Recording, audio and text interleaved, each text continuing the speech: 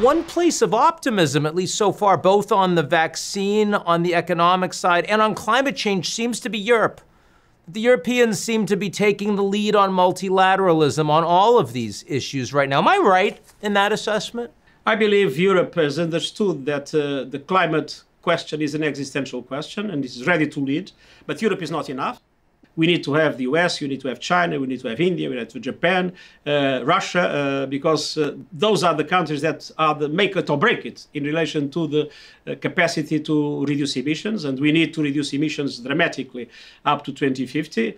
We have already, it's important to say, 120 countries that have committed to carbon neutrality in 2050, but they only represent 1/4 of the global emissions. So the big emitters are what matters now. And that's where the pressure needs to be put. And I'm happy Europe has recognized it and is leading in that way. And climate change, again, I mean, if we go on with the present perspective, we'll come to the end of the century with 3 to 5 degrees increase.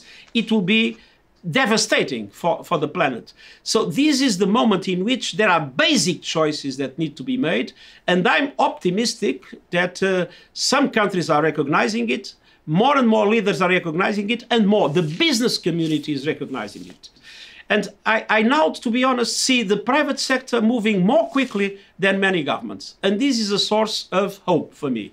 I am personally involved at the present moment in a very strong campaign, with especially the big emitters, to make sure that we move clearly together into a commitment to carbon neutrality in 2050, which means to the 1.5 degrees limit at the end of the century. And questions like coal.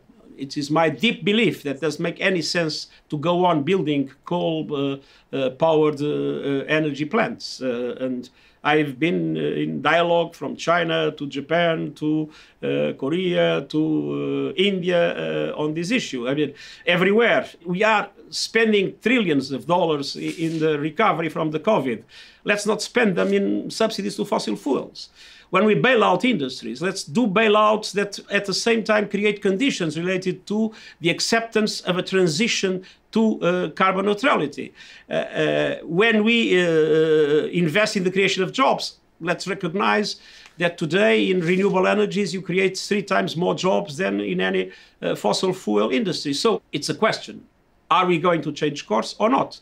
Or are we going to invest and rebuild exactly the kind of economy and society we had before? If we'll do it, we'll miss an opportunity. If we are able to understand that things can be done differently, and many are already doing it differently, then I believe there is an important signal of hope.